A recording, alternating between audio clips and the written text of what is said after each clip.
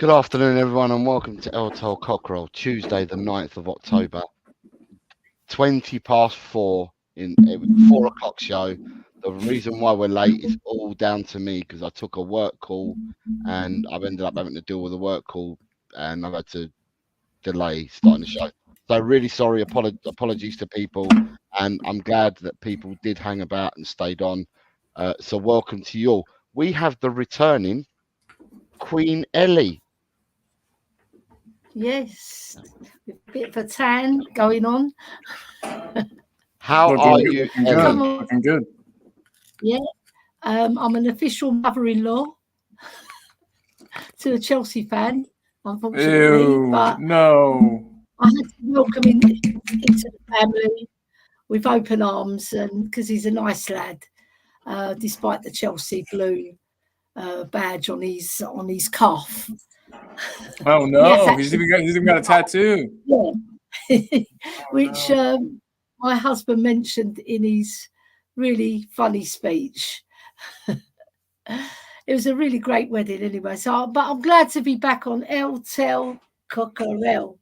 So when did you get back? When did you get back? I got back on Saturday evening, really like early hours of Sunday morning, really, by the time I got back into my bed. And then we were all shattered and we woke up the next day to reality. We had to cook our own breakfast. Well, I haven't actually heard from you, so I didn't know when you were back until you messaged me. I don't know, was it earlier on today or whatever, and I thought to say, okay, she's back then. So is this your first show since you come back? You, Jose, because, it's my first show. I could have actually. Yeah, I could have gone on Spurs diehards on Sunday, but I was so shattered. I just didn't have the energy. And because we lost as well, I thought, nah, I'm going to go to bed. Well, I'm glad that you're making your bad mood. Yeah. I'm glad you're making your reappearance on here. And Colin, how are you? I'm pretty good. Just life there's tons of life crap going on, but when is there not? So yeah, good. Good to see you guys again. Just ready to talk Spurs. So what we've got is for everybody that is not already, I've got two sides of a pitch and Spurs diehards both in the descriptions of the show and in the title. So for people to go and whack subscribe to these people and go over there. So let's start with the afternoons to I've got 4 questions to ask you both. I didn't want to keep it a madly long one because for obvious reasons, and I know Colin, you got to shoot as well. So just welcoming people in. So you got Colin, you got Adrian saying good afternoon, Jose, Colin, and Ellie. And Adrian says it's good to have you back, Ellie. Yeah. You got Ryan. Ryan G says good afternoon, Jose, in chat. Adrian then says Ellie, looking forward to your show with Mark this Friday. Yeah. Shemtam, good afternoon, Jose. I hope you're doing good today and your week has been okay. I've had a busy week. Spurs diehard. Adrian says, please subscribe to the channel, smash the like button and leave a comment. Yeah, subscribing to the channel, all is good if people could do that. Good afternoon, Graham. We've got Graham here saying afternoon to us. Coach's Corner. So you got Hanno saying up the Chelsea. What's up, Hanno? Up the Chelsea. Spurs DCTV says, is there a way forward? Yes, 1 foot in front of the next. Fans just need to understand we need to walk before we can run. Hell yeah. You've got Ryan G saying good morning, afternoon to Colin and Ellie. Graham's flexing his 3-month membership, saying smash the like and subscribe, folks. That would be good. Peter Kagaias, hello Peter. Says hi all. It's 2:13 in Melbourne. Shemtam flexing his month member badge, saying someone go wake Jose up, please. I then put in there we are coming, and Peter says I think Jose got injured in his last game. No, I played on Monday, and if people want me to update them of what happened, like me against the Brighton boys on Monday, I can update you if you want me to. Shemtam says, did we send the private Jose L Tel jet to pick up Queen Ellie from her Cypriot palace? Yeah, it basically was the Cypriot palace as well. It was absolutely splendid. And they got Peter saying he might have done a hammy. David Clark here is saying, hope everyone in the chat is well. It's pissing down in Leicester. Amin Korea. Good afternoon, Amin. Says the only way forward is for Sheikh Jassim to take over from Enoch. No managers will ever be successful at Spurs. Shemtam then says, hey, it's junior intern Colin and the wonderful Queen Ellie Burval, Benton Corverna. Missed you, Your Majesty. Oh no, take that out of my mouth. And Anita says, hi, Jose Colin. Welcome back, Ellie. I hope you're well. You've got Jamie saying, evening all from the hospital. I hope all is well. Queen Ellie, Jose, and my ginger co-host and main man Colin. Cole, I hope your cat's okay. Thank you, man. Appreciate and then you. you've got people saying hello hello to the chat. Nita saying hi to all in the chat as well. Then you've got Ellie in the face. Ellie's the face that launched 1,000 ships. Is what Peter saying. I've got the Aussie hat on today, Peter. Can you see Australia? Then you've got David Clark says, yes, walk before you can run, but don't trip over the curb because you're not looking in front of you. Ben says, good afternoon, everyone, and hope everyone is well. And you've got Sean Slater says, hi, everyone. I hope you're all well. Good afternoon to you, Sean. And then David Clark, before we start, says, Spurs ladies need a new keeper. Spencer's a liability we can't afford. We've got a couple. We've got a couple to rely on. I think I understand where he's coming from because she does make some gaffes. But like all keepers, they get called out, don't they, when they make a couple of gaffes here and there. But in the whole, she's not a bad keeper. But I think we've got Barbara. I think she's more flexible and she will give us more. I think she's going to get dropped this year. I'm sure she will. And Barbara will be our first choice. All right. So basically, as the title of the show says, is there a way forward? And not that I wanted to do this. Today is the first time that I've actually been on and spoken or to anybody about the game. I've not done any talking about the game at all. Other channels have.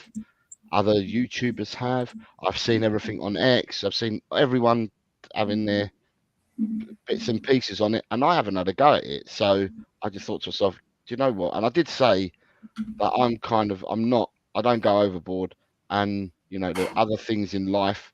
Losing the game of football is not the be all and end all to me. So at the end of the day, I'm calm, and I just thought I'll ask the questions today. I wanted to get a show done to where I can ask the questions today. So I'm going to ask you first, Ellie, since your return and it's ladies first. First thing is first half. The first banner is first half. Did you see that coming? The first half was like an extension of the match against Manchester United, and it was fabulous. We were moving the ball, we were moving off the ball. Even Werner was getting on the ball and creating a bit of havoc.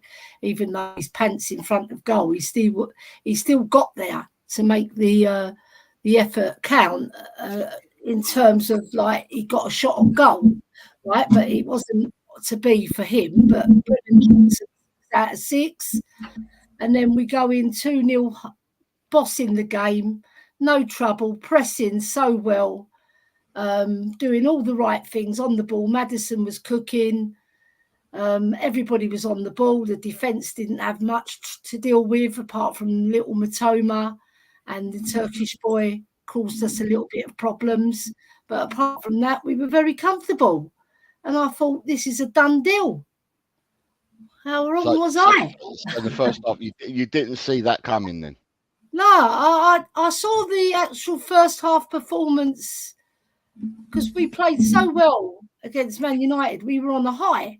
So I expected that sort of reaction to like bossing the game. Brighton had 6 players out as well. And I thought we're going to boss this. And I was expecting it to be quite easy, actually. But like I said, how wrong was I? We'll get to that later. Yeah. Colin, first half, did you see that coming? Am I frozen? No. No. Oh, no, I can't. Okay, I just can't hear Jose, weirdly enough. Oh. I said first half, did you see that coming? Oh. Yes, like Ellie, I totally expected us to come out flying, and we did. We sure did. We looked great. I mean, there were some times in the first half I feel like Welbeck should have had a goal to make it 1-1. But yeah, we played exactly as I thought. Like Ellie said, it was a continuation of our demolishment of Manchester United. We played well. Of course, we're always going to kind of like create opportunities for the opposition with our high line, but I thought we created more for ourselves than we let the opposition create. Had we taken more of our, it's yeah. To answer your question in short, I did see it coming as well. Yes. So you saw the second half coming, did you? After the first half, you saw that in the first half. By the end of the first half, you saw this coming. Oh, sorry. So first half, did I see that coming? No, first half. So the reason why I put first half is I put first half because we the first half everyone knows, but then did you see what was to come? I mean, I've just put it in there. Did you see that coming? The way you worded it. Sorry about that. Yeah. No, there were a couple of like frailties that we were showing, I thought, and I don't know if you remember. It was Mitoma had this awesome outside of the boot cross that went and it perfectly got to Welbeck, and Welbeck, all he had to do was stick a foot out and just put it on frame, and it would have been a goal. He was onside, but luckily he put it wide somehow. And who did he leave? Who did he leave in the dust? You mean? Well, Welbeck got in front of, and who did he leave behind him to get to that cross? Romero. Yeah. Okay. Yeah. Which is becoming kind of a recurring thing with him. Yeah, I don't know. I thought we would still pull it out, to be honest. I didn't think it was going to be that bad in the second half. Right. So when I watched the first half myself, I felt that we had, I don't know whether we created chances, clear-cut chances, but we had chances per se. We had most of the ball. But did we have clear-cut chances? I'm not too sure we did. But I think we created a lot in the sense that we had lots of possession. But final clear-cut chances, I'm not sure that we had that many. First half for me, we played well enough. We were away from home. I mean, it's weird to say, but we bossed the game as if we were playing at home in the first half, and we were the home side and not the away side. For me, the last 15 minutes of the first half, I thought Brighton were more spirited than what they had been for the first half an hour of the first half, even though Madders then scored in the 37th minute. So where I'm saying that Brighton had the last 15 minutes of the first half, they were more spirited. We actually scored a second goal in that last 15 minutes through Madders. But for me, I'm being brutally honest, although I expected Brighton to come back into the game in the sense of, they're the home team, and to show a bit more fight, because for the first half an hour, it just didn't seem to be there. Whether it's because they couldn't deal with our press, they couldn't deal with our passing and our movements and going in between the lines and stuff. At the end of the day, they looked the shadow of what they can and can't do in the first half an hour. But what I saw in the last 15 minutes of the first half is what I would have expected them to do as a home team, to show up, so to speak.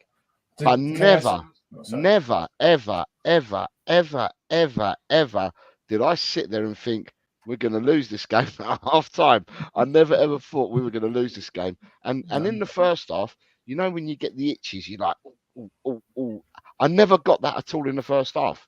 In the first half, I just sat there comfortable. Honestly, I sat there comfortable thinking, yeah. I mean, don't score any more goals, because my prediction was 2-0. So I was like, blow the full-time whistle now, and I've got my prediction right. So that's where I was at half time. Sorry, you were going to ask me something, Colin.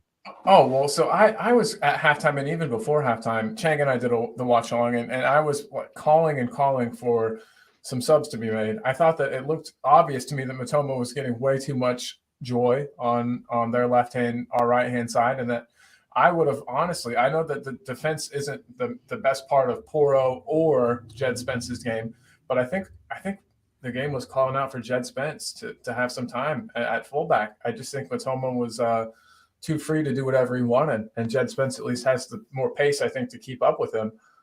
We might jump into that, of course, but yeah, I just thought if we give them more chances, they're going to convert. They're going, they're going to get back into this, just because Our defense didn't look great, and it was the fullbacks mostly. But even Romero, like we said, was interesting because it's interesting. I'll come to why it's interesting on other banners as we carry on. But just as we're doing that, I just want to say hello to Daniel that came in. Says it's customary, big up. I said it for you, Daniel, because I've got to read what you said. Niall Kane says big up. So I've got to say that as well. David Clark says Ange did a Glenn Hoddle. He was 3-0 up against Man United at half-time and didn't think about United's second half reaction and lost 3-5. Ange did the same thing. Robbie, good afternoon. Robbie says big up Ellie, Jose, Colin, and all in the chat. Right, Daniel says I did say on Colin's show when he was watching it, we can't defend crosses. You could see it even in the first half. Robbie's then saying, yes, it's on the players for completely capitulating in that second half, but there is also down to Ange for not doing nothing about it until we were 3-2 down with 15 minutes remaining and only 5 minutes for Mikey Moore. Daniel says, yeah, he did. Jose, Colin was asking for subs at half time. So this must be on your watch on Colin. Johnny Bethnal Green. Good afternoon, Johnny. Johnny asked me a question. He's on Facebook. He saw my post from yesterday when I was working in London, and he asked me a question on this. So I'll give you an answer, Johnny, because I'm not answered you back. So afternoon, Ellie and my geezers. Could see in the first half something looked wrong, even though we scored 2. Then as soon as the second half started, it looked bad.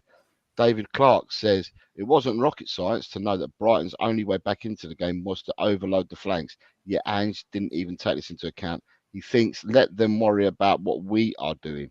Robbie says been caught out ball watching far too many times this season, in my opinion. Got to consider giving Dragusin a go against West Ham. That's why we brought him in. David Clark says, look, I've criticised Romero for obvious errors, but sorry, not for that goal. When an opponent gets scot-free to the byline and only has 15 yards from our near post when crossed, the number 9 has the advantage. Robbie's saying, I felt the same as Jose. I felt the same, Jose. Looked really good in the first half, just fell apart in the second. Daniel saying, this is Tottenham, mate, who have surrendered the most 2-goal leads in Premier League history, so hell knows why anyone's so confident we would not screw it up. Sean Slater saying, want to see less of Ange and the players in the media and press talking and do our talking on the pitch. DeVasco says, I thought the first half we was overworked in certain places on the pitch and certain players looked sloppy. Peter says, for me, this is all deja vu. And David Clark says, I'm 100% behind Ange for this season, but sorry, his lack of reaction when the game is going against us is worrying. Brighton were 3-2 up, yet they made 4 subs before we even made 1. Baffling. Right. So, Ellie. I want to comment on David Clark's comment because Ange Postecoglou is Greek Aussie, isn't he? Right, and I made a comment to Sava earlier and I got him laughing because I'm saying, like, us Greeks, we're known for our passion, right? And when we even spill food or smash a plate unintentionally, we get angry. And like he was standing there like a lemon. He's basically doing nothing. And I'm thinking, are you Greek? I was questioning his Greekness.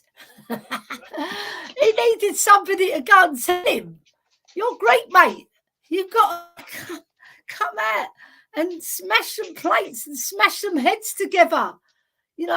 Bang, get them fired up. Flipping hell. I was so angry. I know I'm laughing, but I was so bloody angry at Ange not getting animated and getting his troops fired up. It's like, we're the Spartans, It's Greek Spartans. We're warriors. We're gladiators. And there was nothing coming from Ange. And I was thinking, bloody hell, what are we doing here? Oh, Peter Kagaya, you know what I mean. So what went wrong in the second? What went wrong in the second half then, Ellie? For you, tell me what you think. What went wrong in the second half? My take on it is we dropped off. We didn't defend as a team. because defence starts from the front, and in the first half we were defending so well from the front, and there was none of that. Brennan Johnson dropped off, didn't help Porro in the key times when Matoma was cooking. He was like slicing and dicing through our defence, and the whole team just dropped off and lost focus, discipline. Individual errors came into it as well, because sometimes, you know, the ball bounce is wrong and your body shape is not right. As you know, Udogie was all off balance, and they got their first goal and they got back into the game, and that gave them a spirit. And my husband even said, they've got the momentum now, and I had to go at him. I said, what are you talking about? Stop saying that. They're going to get the momentum now. Lo and behold, they score a second. And then we're thinking, oh no, here we go again. We're going to lose. And lo and behold, we did. And we shot ourselves in the foot because we took our foot off the gas. And then all mayhem. And Matoma was absolutely fabulous, wasn't he? You know, I wish we had him on our wing, but our wingers, they just died a death on the wing. Nothing was coming. Nothing was flowing. Brighton were cooking. And we just went a pot, didn't we? And everything was like, oh my God, I want to smash my telly again. Because whenever we lose, I get very animated, boys and girls. And I do want to smash my telly in.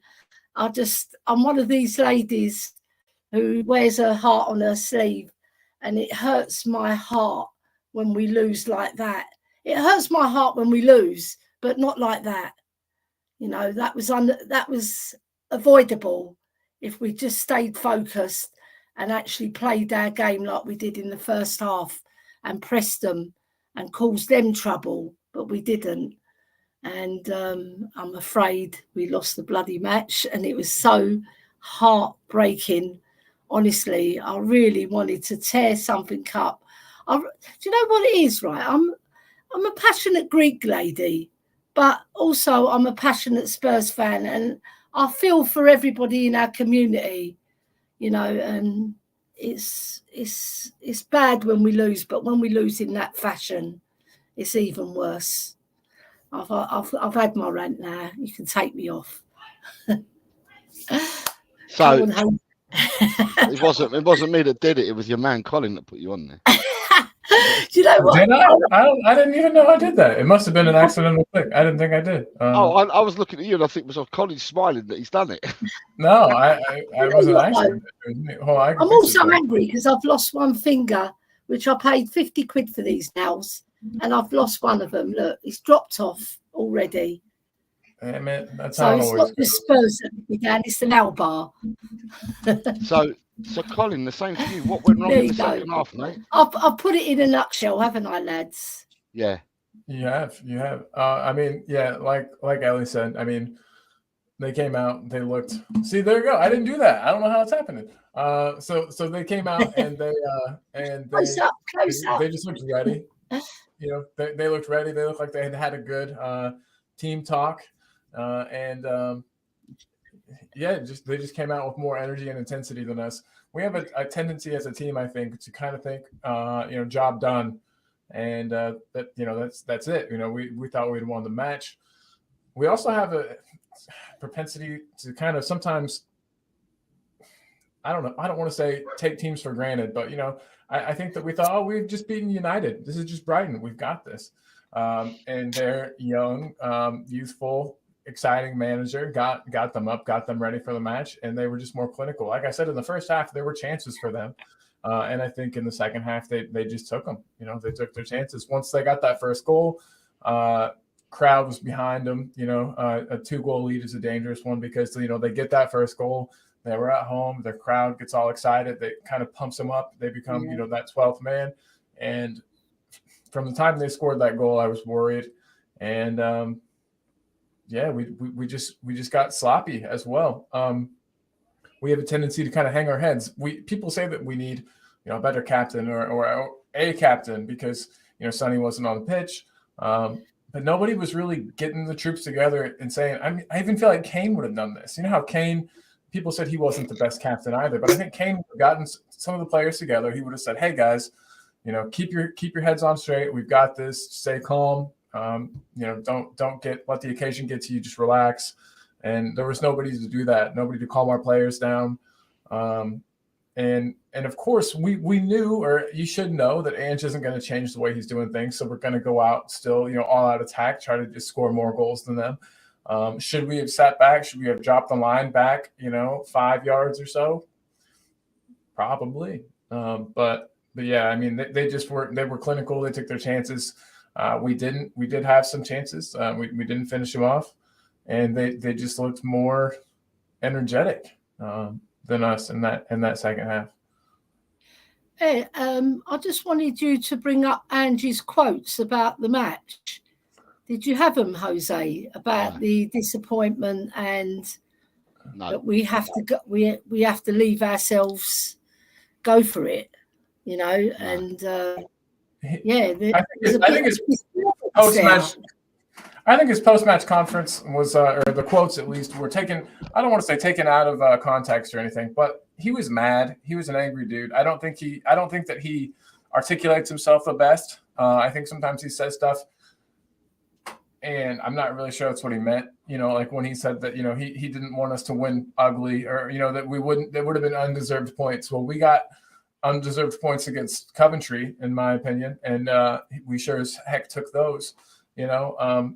And then his comments about subs, I think with the comments about subs, he was saying it was a mentality thing throughout the entire team, that, you know, changing a couple players out wouldn't have changed the mentality of the team. And you know, he couldn't change all 11 players. I don't think he was saying that subs don't matter, which is what some people, you know, took that as, which is fine. People, you know, you don't have to see things the same way I do, but yeah, I don't think he was saying that subs don't matter or that subs wouldn't have changed anything. I just think that he was trying to say that the mentality of the entire team was off. And yeah, a lot of people, those quotes are making a lot of people upset. A lot of people are very upset. That's his job, though, Colin. His job is to get the mentality right and to have a go, right? And he just stood there and didn't do nothing. Can I say? No, he does that. He's not a manager that gets animated. We've seen it. We've seen him stay cool, calm and collected, but cool, calm and collected don't win you matches sometimes, especially the way that match was going. It needed somebody to say something. Just get his captain over Romero and say, look, mate, get them fired up, get them going again, because we fell flat. And it wasn't good to watch. It was so depressing. And I just felt like I had an out-of-body experience thinking, what's going on? Right? And it was inevitable that they were going to win because they had all the momentum. After that first goal went in, they just pulverised us and they were making us look stupid. And we didn't have no fire in our belly to fight them. You know, when you go into a battle, you've got individual battles to win. We weren't winning any of the individual battles, and therefore we lost the war because Brighton came in with their armour and they came to pulverise us, and they did. But we didn't. We just stood there and we didn't do nothing about it. It was so depressing. And like Ange Postecoglou, he's our manager. You want him to show that he cares. You know, and it didn't seem that way to me. And I just like managers like Conte who get animated. I love that passion, you know, going crazy at a goal. I know he just goes like that when we score, right? But even that's showing that's a little bit of emotion, you know. But when we needed him most is when I don't agree with the substitutions either. What he said, he could have made an impact. And look, we didn't have no one to bring on who could score goals. That's bad for our squad. We have nobody. Yeah, but that's I mean, you have to go back to the transfer window to address that. I mean, we left the squad thin. We knew that the squad was pretty thin going into the season. They clearly had prioritized getting the dead wood out. I don't blame Ange for that. I blame Levy. Or Longa, or any, you know what I mean? Any of that other crew that's supposed to be in charge of signings and stuff. I mean, yeah, look, what team goes in with 3 strikers and a rookie in Lancashire who he's not getting a look in anyway? He's not getting any minutes, so he's not counted. Even if he's on the bench, he's not getting brought on. And none of the youngsters we've seen, hardly any of them. So why did we buy these youngsters if we're not going to blood them? You know, Lancashire. To be fair to Lancashire, he's only just come off the treatment table. He's hardly played for the 21s because he's been out injured. And but even before that, Jose, he was brought back in. Sorry, he was brought back in for the game before Ferencváros, and so Man United, he was on the subs bench, right? But Ferencváros, he played 66 minutes, and then he's back on the subs bench for us, and he didn't get given a chance. Well, Ange never brought him on. But we need rotational players. I've said this all along. We need to have players to rotate with the players we've got, so they don't suffer the burnout, because we're playing 3 games a week from now to the end of December.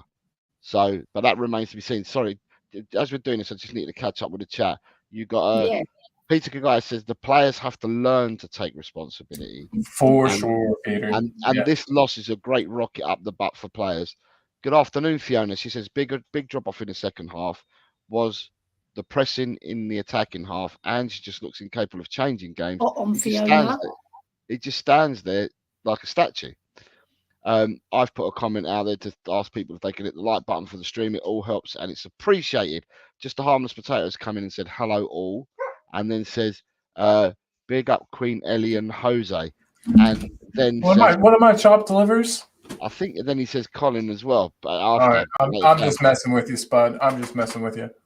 Adrian says players lack of intelligent awareness and football IQ. Players not acting decisively to get a grip on the game. Harry Kane would have dropped back to help out. David Clark says Kulu had a good game, but sorry if Ange couldn't see that after 60 minutes that Kulu was busted. He looked exhausted, yet Ange leaves him on and makes a negative subs by bringing on 2 non-creative midfielders. Daniel Coys is another one that says, and Ange just stood there and watched it happen. David Clark says, this is the Premier League, 3-2 down. You take off Eustace Werner and put on another number 9, and then we get balls into the box and pin them back. They had their 3rd and 4th choice centre backs on the pitch. Who is their left back? Their left back, I was very impressed with him, by the way. Second half left back? Yeah. Purvis Estepinian. He was doing a great job. He was causing us lots of problems. That's the change the Brighton manager made at half time. He took ganglyeoghan, the Turkish boy. He took him off because he's a right back that was playing left back. He didn't look bad either, to be fair. But took him off and put Purvis Estepinian on. He was doing very well with Matoma. You know, like they were slipping balls to one another. They were cooking us. Even in the first half. Imagine if we had Matoma on the left. Oh my God, we would be. He was the man of the match. Matoma instead of Werner, we would be a totally different team right now. You got David Clark says, in my opinion, that's Ange. That Ange has engraved his tactics so deep into these players that when the game turns on us, they just don't know a different way of playing because Ange just won't have it. I've said my opinions on this already before. Ben says what happened is we cannot defend. There were warning signs in the first half, but they didn't finish. We have to adapt in games like every other team. We are arrogant. Nita says I locked off when we were 3-2 down. Wasn't up for Ange's chat. He chats too much, in my opinion. He should have sent Madders. He should have sent Madders and Bentancur or Madders and Kulu out for the interview. Ben says the manager saying he didn't want to make subs to try and change and win the game because he doesn't want to win if we don't deserve it is laughable. I'd be asking for my money back if I went. Johnny Bethnal Green says, what could have Ange have done? I think it showed we need experienced players brought in. Been saying for ages we need a captain or we just up shit creek without a paddle. Just Armless Potato says, I got a failable for quotes. For this people's heart has become calloused. They hardly hear with their ears, and they have closed their eyes. Just the harmless potato says, otherwise they might see with their eyes, hear with their ears, and understand with their hearts. David Clark says, did you know that the captain of the Titanic was the most experienced captain at sea at that time? And we all know the ending there. So a captain would have made no difference. Adrian says the substitution should have been made by Ainge at 2-2. Peter Gagaius says that we have the players we need to get them. We have the players we need to get them mentally fit. Lord Rodney says Ange's subs were supposed to be at 2-1. Clearly, no one watched us against Ferencvaros, is what he also says. Ben Kaufman, he needs to get his mentality right now because he averages only 3 years in a job and he's nearly at the halfway point.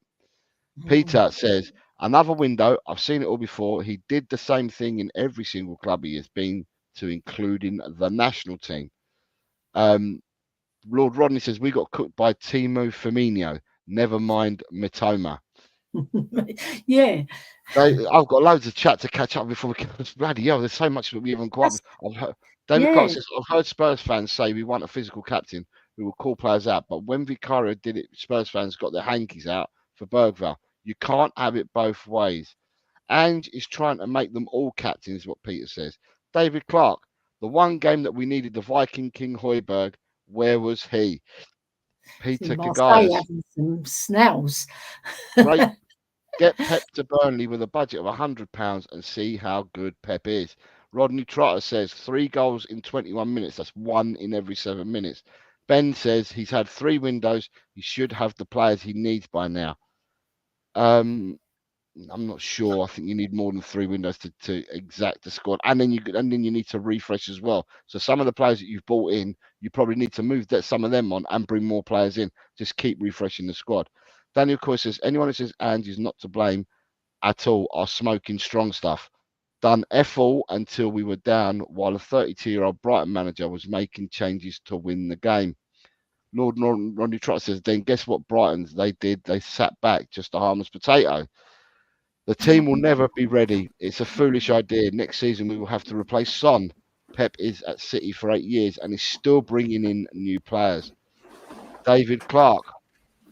I've been on Spurs podcasts where Spurs fans are saying that these kids need 2 years for us to see them at their best. But in those 2 years, top teams will buy £80 million players and will be further away.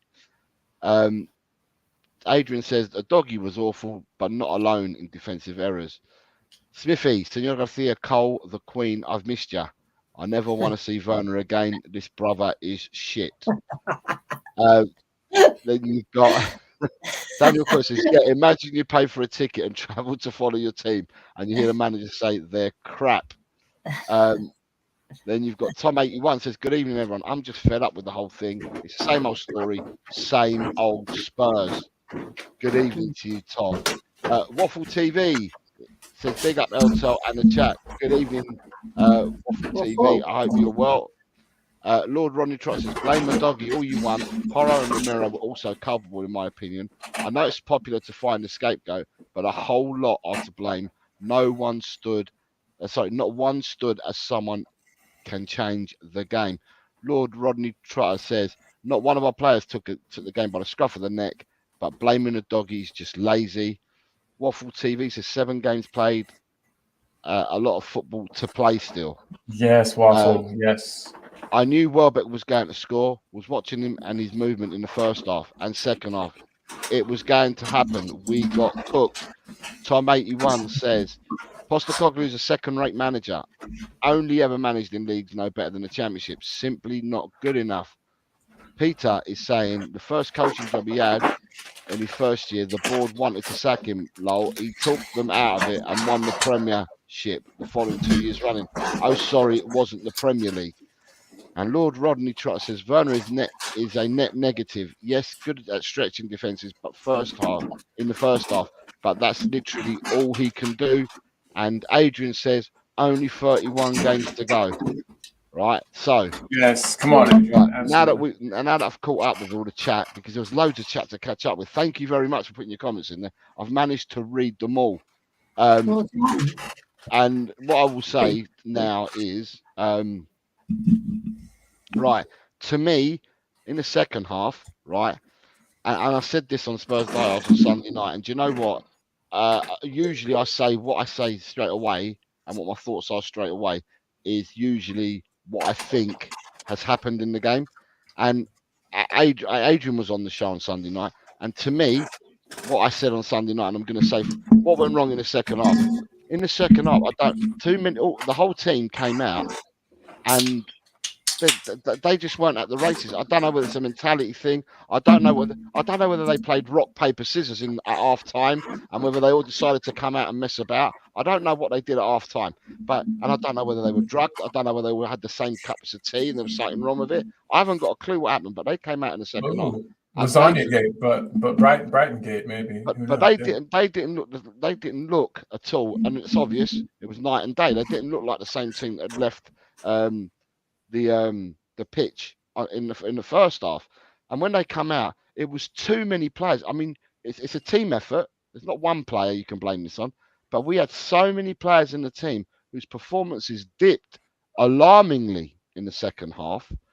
And for me, when they scored their first goal in the 3rd minute of the second half, whatever it was, the 47th, 48th minute, at that stage, right, I felt that what we should have done is, because let's face it, they didn't score for another 10 minutes their second goal after that. But for them 10 minutes, after they scored their first goal, they were non-stop. They were on top of us. They were pressing. They were outplaying us. They were doing absolutely everything. And for me, I wouldn't have waited 10 minutes. 5 minutes after their first goal would have been enough for me to say, do you know what? We need to do something about this. And it's either the manager needs to do it or the players need to talk to themselves, because these players are professional footballers. These players have got an idea about football. And, it's not as if they haven't got high IQs, because they have. But it's like, when do they use their IQs? Because what I would have done, if I was on the pitch, I would have said to Werner and Johnson, look, I've just scored. They're all over us. And pull Werner and Johnson back 10 yards. Wrestle the game back, wrestle the possession, wrestle the game back. And then you can build up to start attacking again. But we didn't do that. The players didn't drop back 10 yards at all. And it was all Brighton, and they got their second goal. Now, when they got their second goal and made it 2-2, you would have thought the players then would have said to each other, we need to drop 10 here. But they didn't do it again. And he didn't make the substitutions. And they scored 5 minutes later to make it 3-2. So, by the end of the day, the players didn't wrestle it and the manager didn't wrestle it, and we ended up. But I just don't know how you can fall off a cliff from the first half to the second half like that. It was just absolutely alarming. And, to me, I can't understand what happened and what the players were on and what they'd agreed at half time. But I would have definitely dropped some players back. The other thing is, right, is what I will say is I listen to other fans, right? And I listen to our fans. And there's a lot of people in the community, right? And I think it's unfair. Some of it's unfair and some of it may be warranted. But there's a lot of people saying that as soon as we play against another team, if Werner's in the side, we're playing with 10 men. It's as if we've received that red card already. We're playing with 10 men. And that's what people are saying. Werner on Sunday for me, it's a role reversal to how he played against Man United. Because against Man United, I felt that he was in the right positions. I felt he tracked back, right? And I felt he tried to stretch teams. And he missed 2 gilt-edged chances. But watching him against Brighton, I thought he'd regressed back to the old Werner that we've seen prior to the Man United game. I don't think he was doing the pushing. He certainly weren't defending, and he weren't coming back to help out. Now, whether that's the managers, whether that's Anne saying, at the end of the day, no, you can't. I don't want you to defend, and I don't want you to do this, and I don't want you to do that. To me, what I've said all along is that when I played football, Ellie, you played as well, right? Your manager would tell you what to go out and do, wouldn't they? They'll tell you what the game plan is. Yeah. On the pitch, though, Ellie, I don't know whether things have changed, but when I played football, if things weren't going right, we didn't all suddenly go like that, look at the manager on the halfway line and think, Go on, mate. What do you want us to do now? What do you want us to do now? We sorted it out amongst ourselves on the pitch. You know, the manager didn't have to tell us. We went and sorted it out ourselves on the pitch if we saw things were going wrong. So, was that the same with you when you played football? Or yeah, of course, because you don't look at you sort it out amongst yourselves. But I would question our football IQ as well, because I think some of our players are lacking. Werner being one of them, Brennan Johnson being the other. Football IQ, you have to help out Poro. Werner, you have to help out Udogie. You know, there was none of that. There was no press. In the first half, they were both pressing really well with Solanke. Really, really well. You know, and we kept them penned in for a lot of the match. The second half, they had a free-for-all. Yeah, so the football IQ, again, in front of goal. Brennan Johnson skies one over.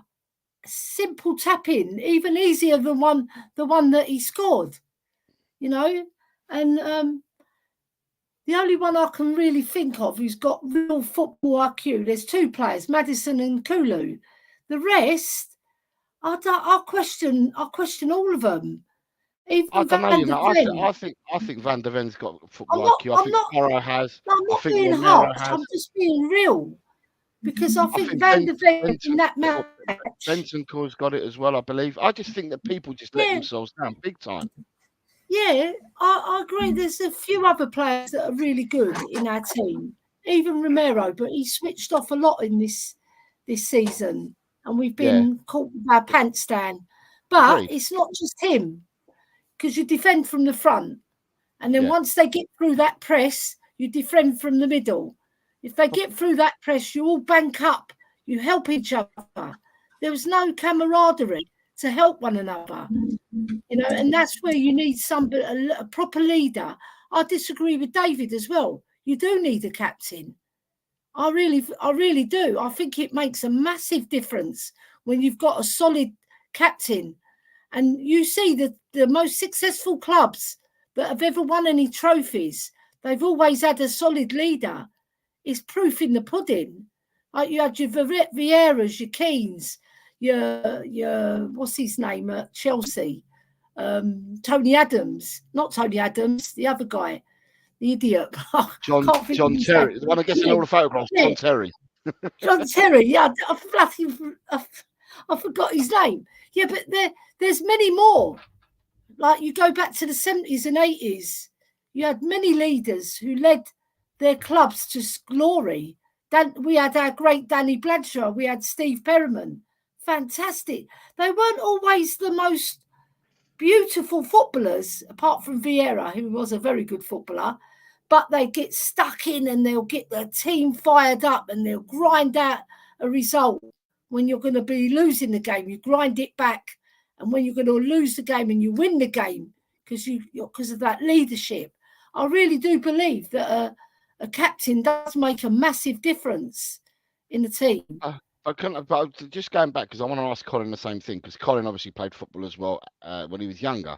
But what I was asked you, Eddie, though, is on the pitch, if things weren't going right or something happened or whatever on the pitch, did you, all 11 players, look to your right, to the halfway line, and look for the manager to tell you and guide you? Or did you sort it out amongst yourselves? No, we sort it out amongst ourselves. We know what we're doing. We've got football IQ. We know the game plan. We know what the opposition can offer and how to stop them. And you all rally round and you grind out the result. Yeah, you get the win or a draw. You don't lose the match by hook or by crook. You help each other. It's about teamwork. Yeah, and communication is key as well. Talk to one another. I didn't see any of that. Didn't see any firing up as well. Not one player. They're all looking over. What are we going to do now? It's like lost boys. I felt so frustrated at that as well. And Colin, for you as well, asking you the same thing, because to me, I'm going to get to where I want to land with this, but do you playing football as well? If something was going wrong in the pitch, or you'd gone a goal down, or I don't know, you could be 4-1 up, but that someone scored against you, and do you look at your manager? Did you all go like that, to the right or to the left, wherever the halfway line was, and look, or did you lot sort it amongst yourselves as well? Sorted it out amongst ourselves. I mean, when I played, we had leaders all over the pitch, thankfully, and I would say you almost need a leader in every part of the pitch. You need a leader up top, you need a leader in your midfield, you need a leader in defense, and then wherever the mistake came from, that particular leader would then kind of talk to everybody and say, hey, here's kind of what you did wrong. Tighten it up. Don't. I mean, it was obviously a little more colorful language than that, but it was don't F this up for the rest of us. Like, don't mess this up. Don't throw this away. And yeah, I mean, we sorted it out amongst ourselves, but I also noticed that when I played, we had more people on the pitch that were willing to speak up, that were willing to take charge, take leadership of things. And it seems to be what we're missing at Spurs. People talk about us needing a captain, but we should have leaders all over the pitch. And it just at this point doesn't seem like we do. Yeah. So, right, because where I'm trying to get to, right, with this, and right, okay, I'll tell you what. But before I get to where we're trying to get to, let me just catch up with the comments again because they've been flying through again. Fucking hell, these people are really commenting today, and it's just whoa, right. We've lost as well. You get more comments when we've lost. Yeah, Ben is saying worst start to the league in 17 years. That is so long ago that I didn't have a beard and my voice hadn't even broke the last time that happened. Peter Guy says, did the same at Brisbane Roar first year, had his clean out. Vindaloo's here saying, hello, people, big up. David Clark says, Spurs need to mirror the Washington Commanders. 25 years of toxic owner. They got rid, changed the mentality of the organisation. Now we can't stop winning. Daniel Coy says, Ben, we can't moan. Remember, we got to look at the bigger picture, apparently, mate. Peter Kagaya says, in Japan, first year, he nearly got relegated. Then 2 years later, won the championship. I personally see a pattern here. Smithy says, you're a machine, Senor Garcia, Mamaka, getting through the chat like that. Nigel Pure Coys, good afternoon, says, big up, guys, and the chat. Much love. Good afternoon to you, Nigel. I hope you're well. Just a harmless potato. Last league title in 1961. Stop acting like you support Real Madrid.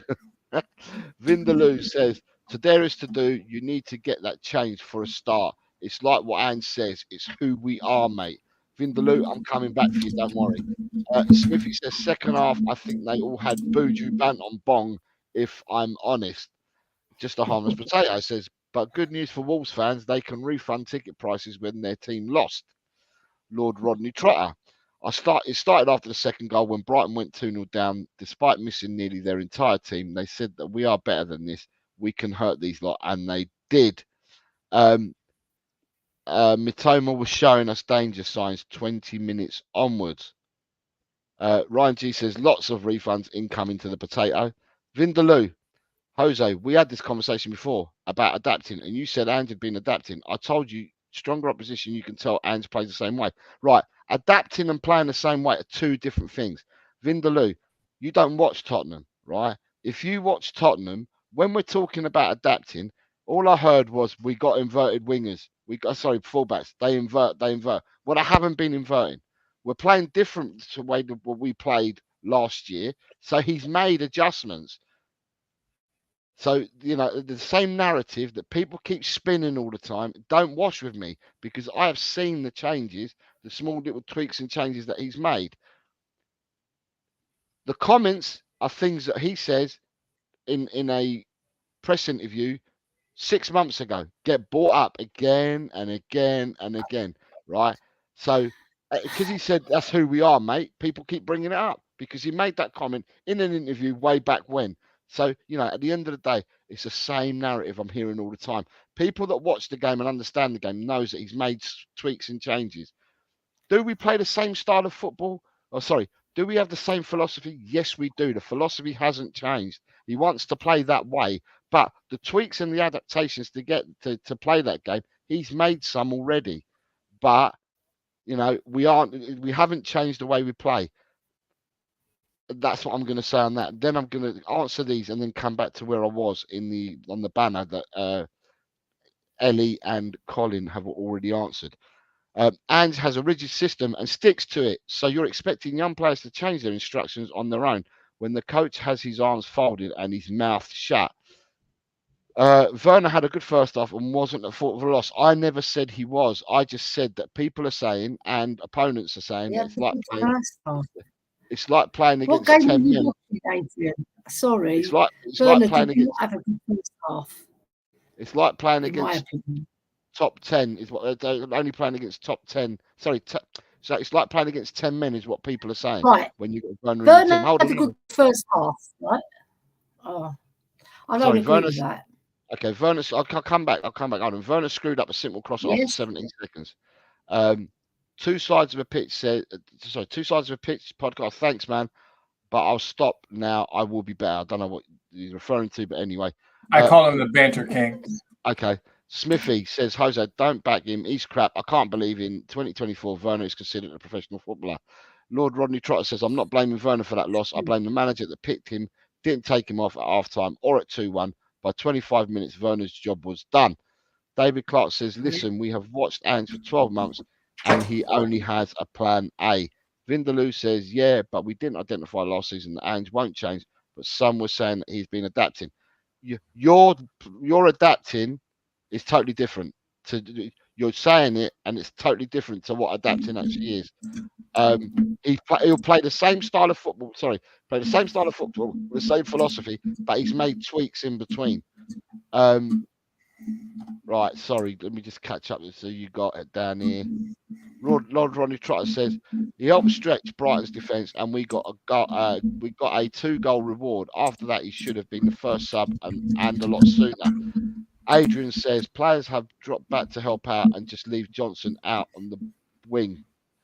Ben Kaufman says top managers would have rung the changes after the first goal. If you're not competing, F off the pitch. Lord Rodney says, how much would Ledley King be worth to today's market? Adrian is saying Udogie was at fault for the first goal, Udogie and Van der Ven for the second, Bent and Cor Romero for the third. Ange's comments tell you he doesn't believe in grinding out results. Yes, Blanchflower and Perryman, but they weren't 20 years old. You've got to give credit to Brighton. They are missing more than half their team. They were 2-0 down and their backs to the wall, and then they beat us 3-2. That is team spirit. That is called fighting for the badge. Ben says we've had 3 windows to buy that experienced leader, but instead we've shipped them all out. You simply need players to do their jobs, is what Adrian's saying. Peter Kagaias has gifted out 5 memberships. That's very kind of you, Peter. And I'm now having to go back to see. Who've got them. I got one. Thanks, Pete. Nice one. Will I find it now, or is it gone? Oh, here we go. Right, 2 sides of a pitch. Got one. Scott Colliver, Drula, round table talk, and Gamecock. So if any of these people have got them and they come into the show, it was Peter Kagaias that you need to thank for it. That's Fantasy Island stuff. The most experienced player in our squad wasn't even playing. I played for 26 years at a decent standard, and when coming out 2-0 up and then go behind, nobody sorts it. I think at half-time, that most of the team were too busy working on draft social media posts saying that the fans are in the mud and that Johnson is the new Henry. Nita says, Werner confidence has gone. It needs something special for him to hit back and hit the net. His speed's on point, but somehow the goal moves when it sees him coming. It's a joke. It's not a good watch. Ben Kaufman says, Romero's proved it, that he's capable of being a captain. He makes all the fellow defenders face their own goal and chase back. With all defenders worth their salt, hate. Vindaloo, now, buddy, hope all is well with you, says Brian Maguire. Good afternoon, Brian. I hope you're well. David Clark says, Brighton hadn't won for 4 games, so Mitoma wasn't hurting anybody until he played NHS Spurs. David Clark says, I was on at least 6 Man United podcasts last week, and they all gave Werner as their man of the match. Lord Rodney Trott says, most teams double up on Mitoma, David, and he's coming back from injury, but watch him. If he plays against City, Pep will double up on him. Right. My thoughts on what went wrong in the second half, like I said, they all came out. There was no intensity. They probably thought that the game was done, and the players were off the boil, right? And there was a lack of concentration. There had to be, because the ball's bobbling off people and stuff like that. That is a lack of concentration.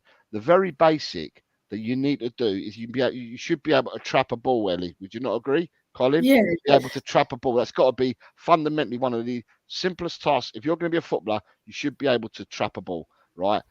Yeah. You should, right, and the players don't seem to be able to trap a ball, right? In the second half, they couldn't trap a ball. The ball bouncing off a doggy for the first goal, that was comedy value. The crosses not getting cut out at source was comedy value. People did not do the basics properly in the second half. And it comes down to, I can't blame that on the manager. I really can't. The manager picks 11 players out who he thinks are going to go out and do the job. And when them 11 players are out making fucking schoolboy errors, then it's on the players. What I will put on the manager, though, is he should have made substitutions for the players that were below par in that second half. You can't substitute all 11, but you can substitute 5 of them, because you're allowed 5 substitutes. And for me, we should have made substitutions, because some of them players completely went off the ball and went missing.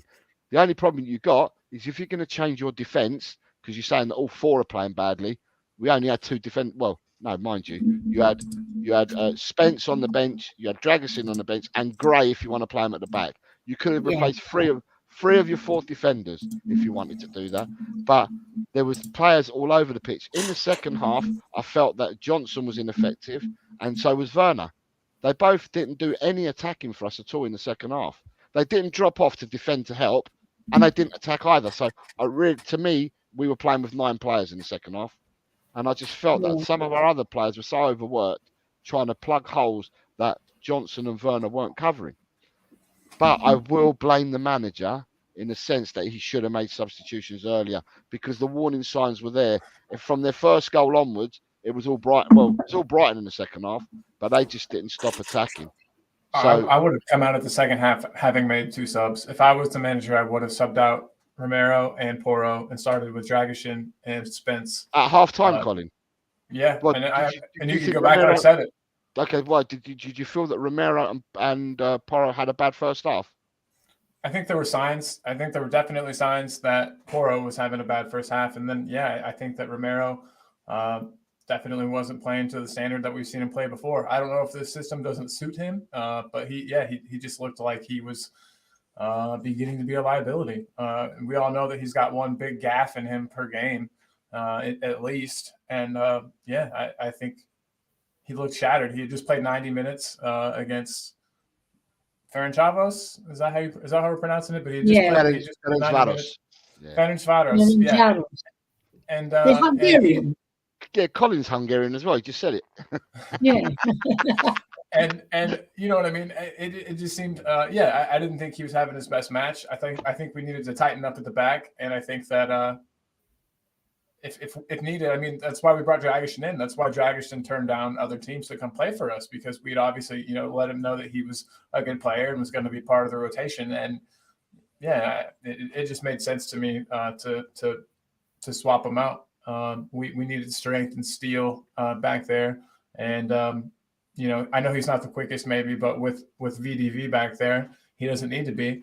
And and I would have subbed them both out at halftime. Yeah, he's not the quickest, but he's not slow. That's the problem, and he reads the game so well. Like Maldini said, if he had to go to the ground to make a tackle, he ain't doing his job, right? So. Yeah. I just feel that we lost momentum when that first goal went in. We lost all the momentum because we were knocking it up to the top, but we, like you said, Jose, it was bouncing off them. The basic controlling of the ball was pants, and Werner should have come off at half time because he did a really bad pass to Johnson and made him miss the chance. Right, it was so easy to put it on the plate, and I was thinking, what's it? Oh my God, he misses chances, and then he don't lay it off properly, right? So his ass should have been pulled off before half time. Actually, I would have substituted him, right? But I just feel the whole team let themselves down because the effort wasn't there. The double banking on Matoma wasn't there. You could see the boy was cooking us, right? And poor Porro, right? I say poor Porro because he weren't given any help, right? Because you can't cope with two players double banking on you, right? Because the Turkish boys, as soon as they took him off and they brought on Estepinian, right? They was cooking us on the other side as well with that. What's his name? Minte. Yeah, he was cooking us as well. Yeah, but do you know what I saw though, Ellie? Sorry, because you're talking about Minte now. On Minte's side, Veltman was the fullback. Right? How slow is Veltman? Very slow. Right? Very slow. Yeah. And why didn't Werner cook him? Because Werner's got far more speed than Veltman was getting left. As soon as you dropped your shoulder, Veltman was getting left. Everybody was leaving Veltman behind.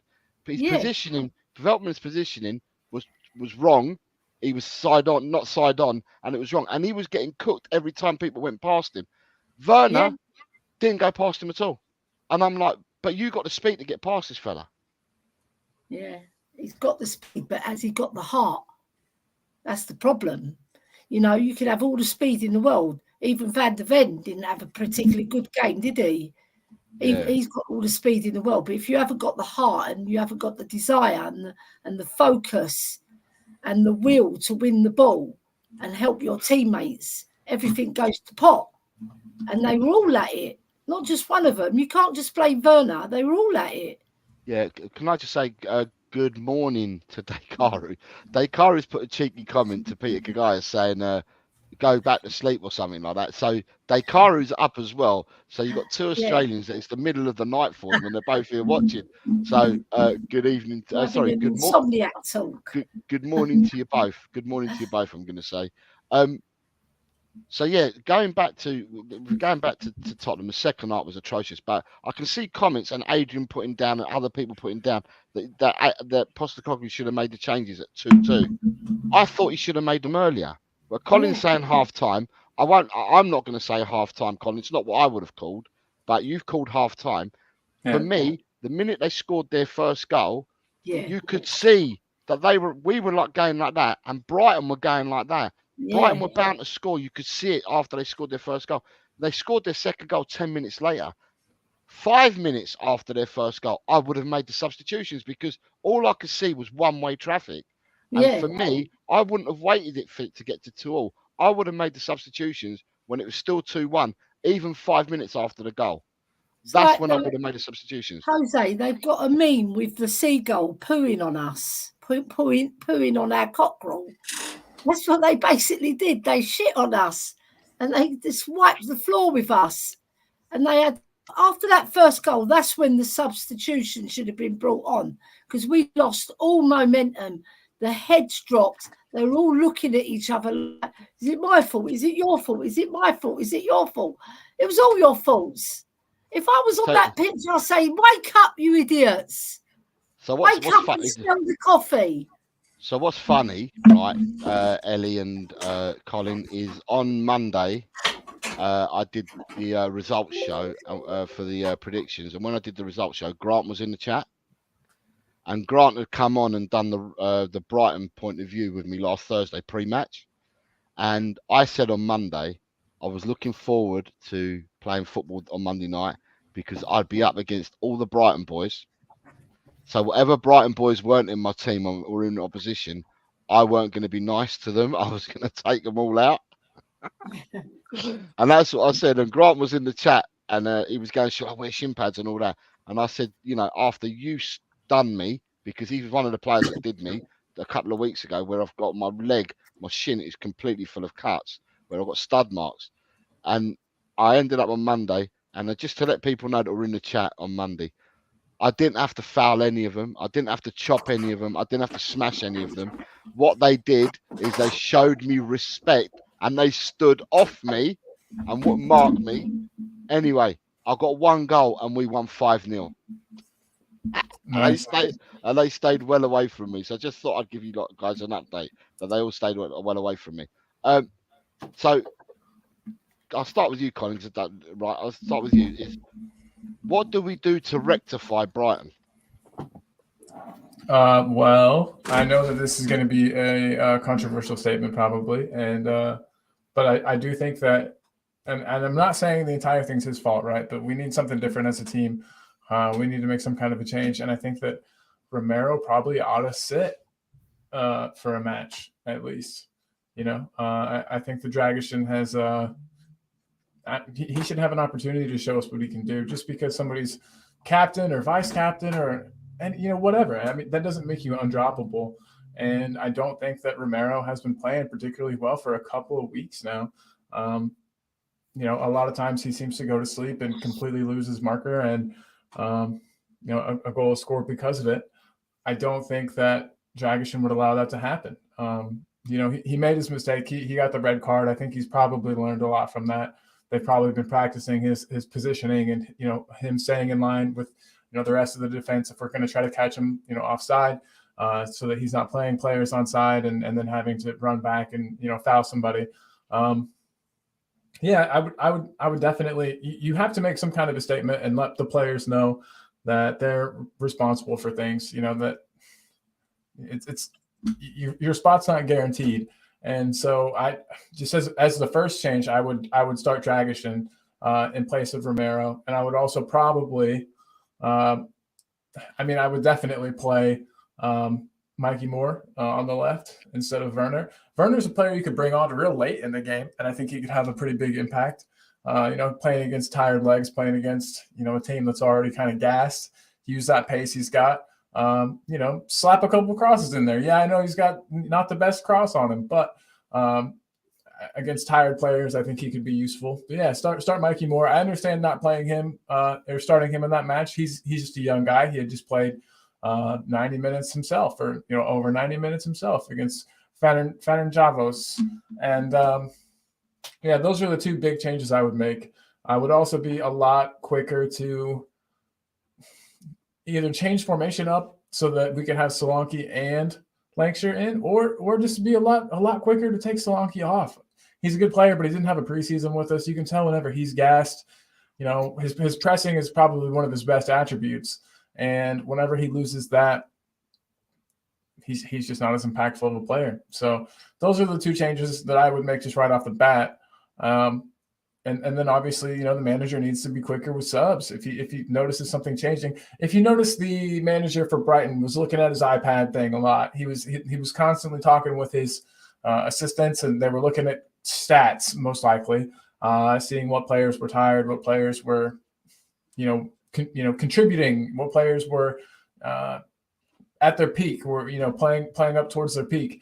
We need to do more of that. We need to be just quicker on the draw, quicker to yank people off, quicker to, that sounded gross, but quicker to get a player off the pitch and put a different player on. I know that we don't have the deepest bench. I know that, we don't have a lot of players that can make an impact off the bench, but I think you start Mikey Moore. I think that gives us a chance to then put Werner on the pitch to make an impact later in the match, because, as I was saying, against tired legs, I think he's a lot more useful. And then we also need to have a talk with our wingers about coming back and helping on defense for their fullbacks, if the game necessitates it. I'm not saying they have to stay back the entire time, obviously not, but there's times where you guys all saw it. We saw it that if Johnson would have stepped back maybe and helped defend a bit, maybe we would have not seen Poro be exposed as much. So those are the changes I would make personally. Ellie, same with you. What do we do to rectify what happened against Brighton? Or what would you do? What would you do to rectify where we are? You know what? Like, I've just seen Leo's comment, 5 out of 6 wins ain't that bad. So it's not all doom and gloom. It's just the way we lost this match. I would be in agreement with Colin to play Mikey Moore, because that boy can play. He's just technically fantastic. The ball sticks on the boy's foot like Berbatov used to be. He's got a tremendous touch, and he can affect games. Right, and he runs. His only fault is to get forward, but he will track back as well, because he's got his heart in Spurs. He's been with us since a young kid, So I just feel like we need to shake it up a bit, especially in midfield. You know, I like Pape Sarr in there because he's got the legs, you know, and he fights for everything. You know, he's a warrior. He's not the most technically gifted player, but he isn't that bad, and I like him when he plays. Right? Ellie, a lot of people say that all he does is run around. I'm in agreement with you, but a lot of people say that all he does is run around. I don't buy into that narrative. Same. I'm glad we're on the same page. I think he can get forward. He links up play quite well. His passing sometimes is a little bit questionable, but that will come with time because he's only young.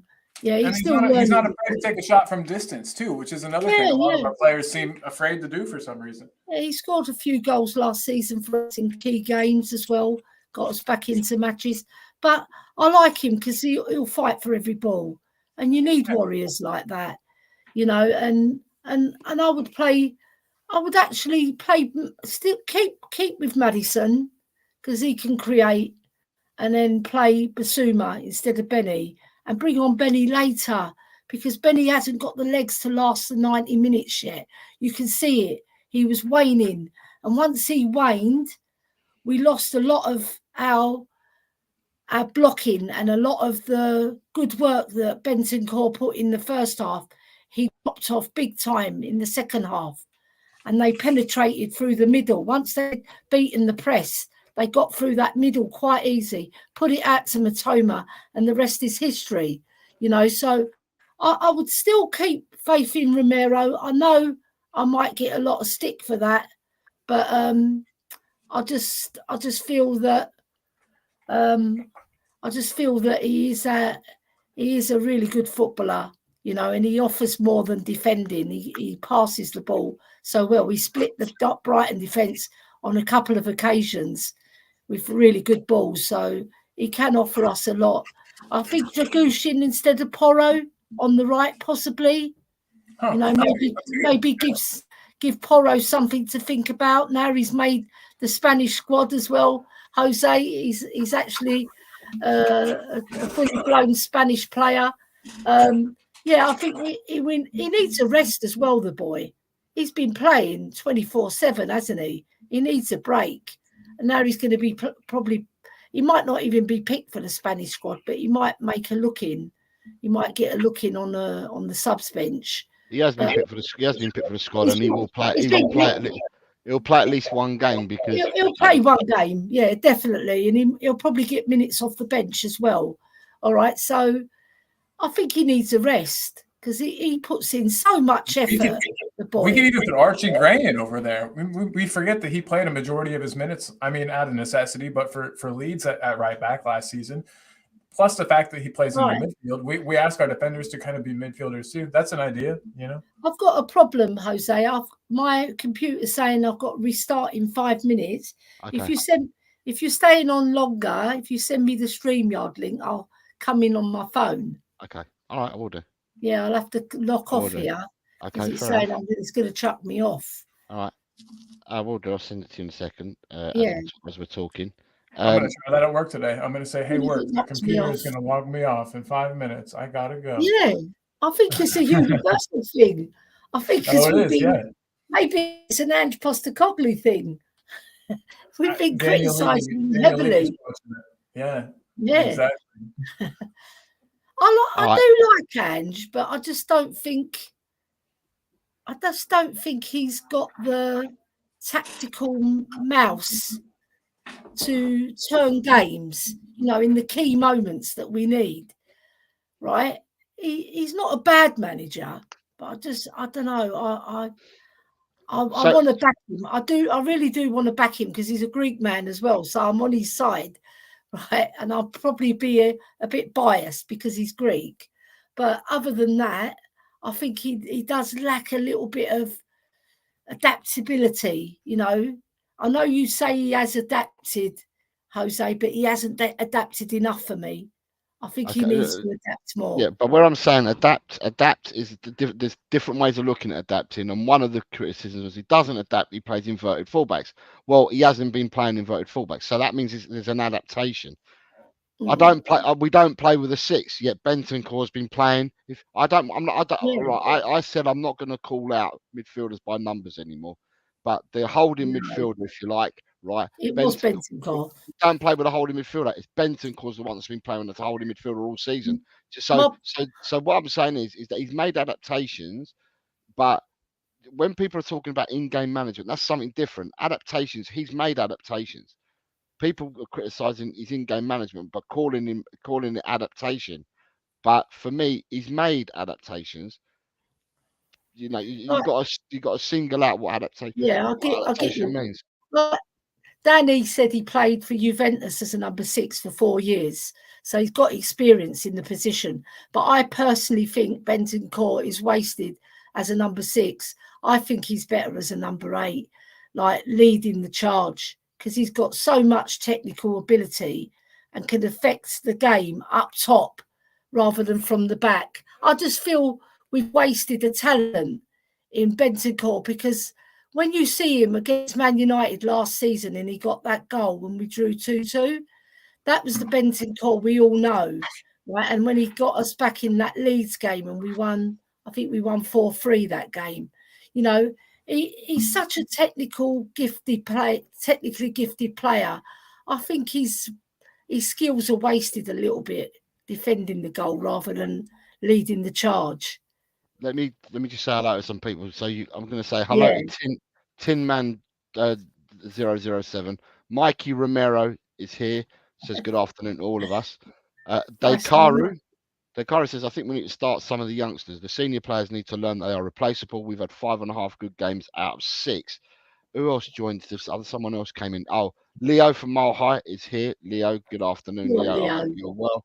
And then he's flexing, saying 5 out of 6 wins is amazing. Come on, you Spurs. And then Fiona is saying, why not try Archie Gray in midfield? We paid 40 million for him, FFS. Also, more has to start before Werner. FFS. Nick, good morning to you, Nick. I hope you're well, Nick. Your membership has been gifted to you today by Peter Kagayas. I noticed that you were gifted one earlier, so if you wanted to thank anyone, it's Peter Kagayas who got it for you. David Clark has put an interesting comment I need to say. He says, does a Spanish coach need to go to Specsavers? Because on this year's form, a doggy doesn't deserve to be anywhere near the international squad.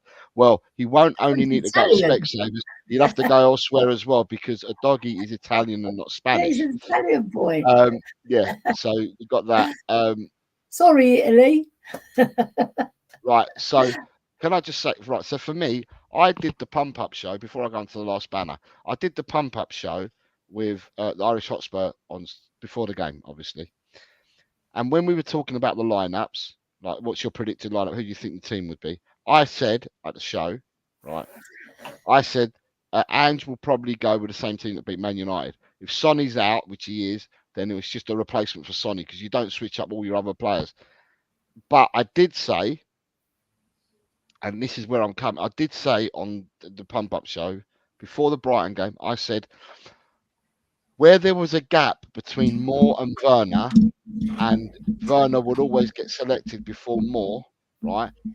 The game that we played against Ferencváros, where Moore played the whole 90 minutes, Moore's performance has closed that gap with Werner, so it won't just be obvious going forward in the future that Werner will be the first replacement if Sonny's out. I think Mikey Moore's performance against Ferencváros meant that he's a lot closer to getting into the team, right? But Werner will obviously start the game against Brighton. But with the performance against Brighton by said certain players, I think that Moore is even closer still into getting to that lineup. It would not surprise me if Moore starts against West Ham after the international break. Right.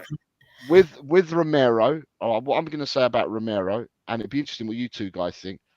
When you watch Romero play for Argentina, right, Romero tries to sniff out danger and he steps out from defence and does what he does at Tottenham. But what I see with Argentina is if it's Otamendi or Lisandro Martinez that's playing with him, they tuck into the middle and the fullbacks also tuck in as well. Yeah. when Romero steps out for Tottenham, right, and doesn't get the ball and whatever, I see Mickey on his own, and I see our left and right back out wide, left and right back. So there's big, massive spaces. Massive gaps. Yeah, I don't know whether Tottenham coach it for Romero to step out, or if Romero's on autopilot thinking he's playing for Argentina and stepping out where the other three players don't know he's going to do that, and that's why we've got the big massive gaps. So to me, Romero has slept. He's sleeping on the job for a fair few games this season, and he's culpable. Not solely his fault for Brighton, but he's got to take a bit of the blame for that as well. But I think most of the players have to take the blame. But to me, I think when you said about Pedro Porro, it's interesting because Pedro Porro was rested against Qarabag. So they rested him against Qarabag, and Romero was suspended. So he was rested in that game because he was suspended. And then when we played against Ferencváros, Romero and Porro came back into the side, and Van der Ven and Udogie and Udogie were rested because they played against Qarabag.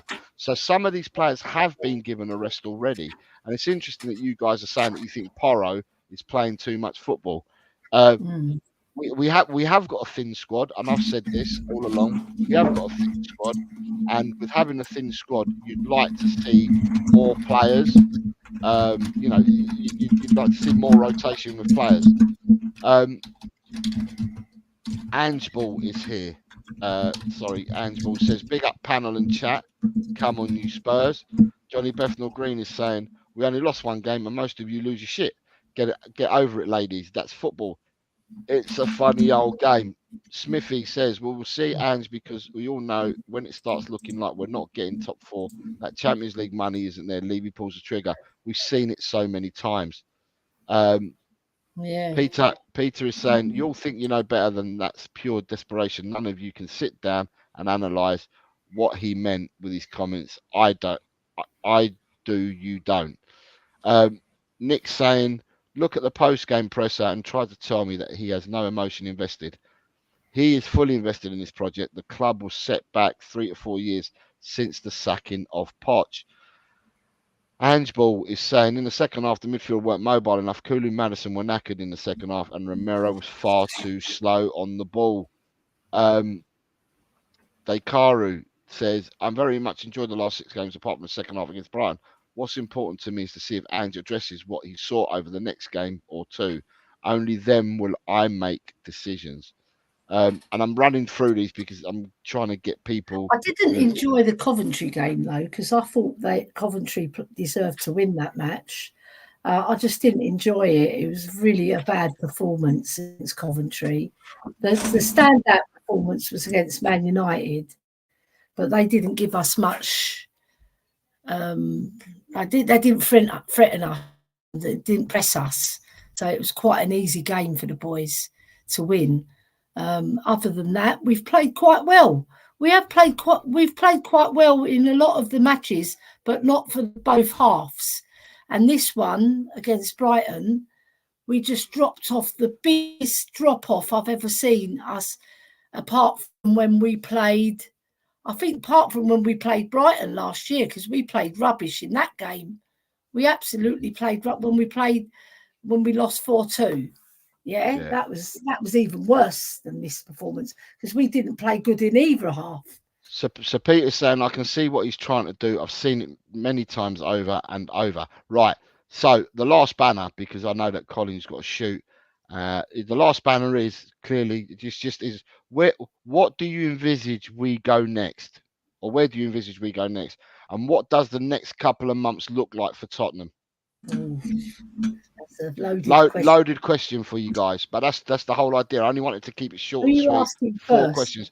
Whoever wants to go first, just start waxing lyrical. Colin, you go first because you're going to have to go. All right, so the sky isn't falling. I don't think yet. I think we're going to go on a tear these next couple of months. I started to fall into place. We obviously had that problem in the last match, but it's one match. Like from people that play like yourselves, you know that sometimes your team just can have like a shit match. You know, you're a good team, but everybody just kind of plays like shit. Sorry, hold on, my headset's being weird. But sometimes you just play like shit, and it happens. It happens to every team. It happens to everybody. I think we'd seen all the positives before. We can only play what's against us. I don't think people are saying that we can only beat bad teams, or someone was saying we can only what the heck? My headset's making this terrible noise. I'm gonna come back and leave and come back in. 1 sec. Yeah. Sorry, everybody.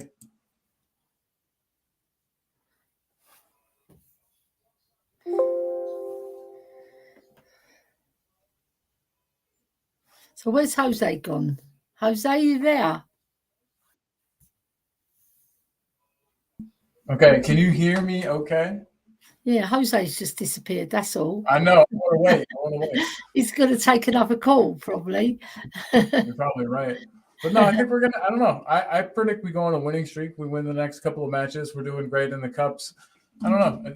So who do we play? We've got, I think our next match when we come back. Let's see. I don't know. I just think this is a blip. I think they'll work this out. I really do. Because we haven't capitulated like this. It's not like it's a constant thing or a common thing. So it happened one time, but we had been playing well in the matches before.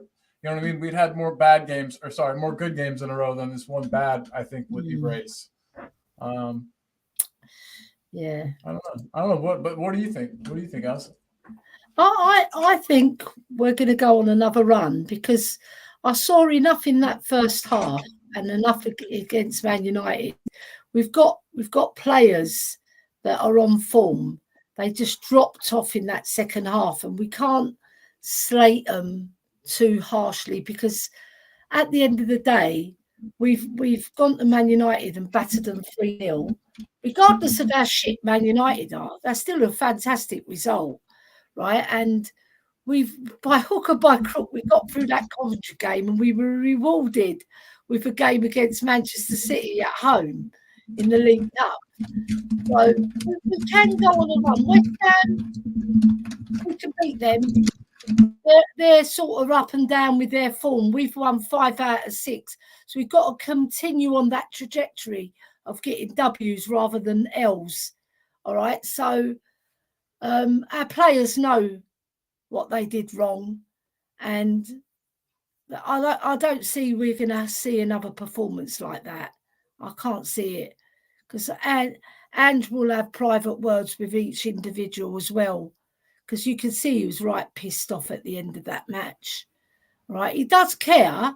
He just has to get more animated when he's on the sidelines. But I think the next couple of months we can look forward. I personally look forward to really good football and more focus, and like every player has to take responsibility for that second half against Brighton, and don't let it happen again.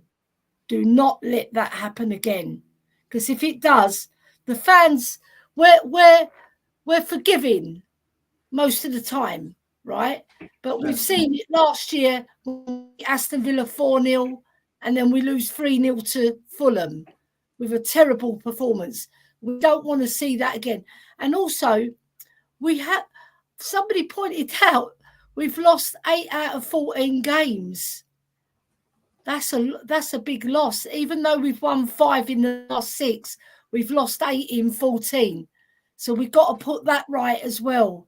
We've got to get the W's up to about 12, 13 W's rather than 14. We don't want L's. We want W's, right? And the way you get W's is you're all committed, you're all focused, you all know your job, and you do it well.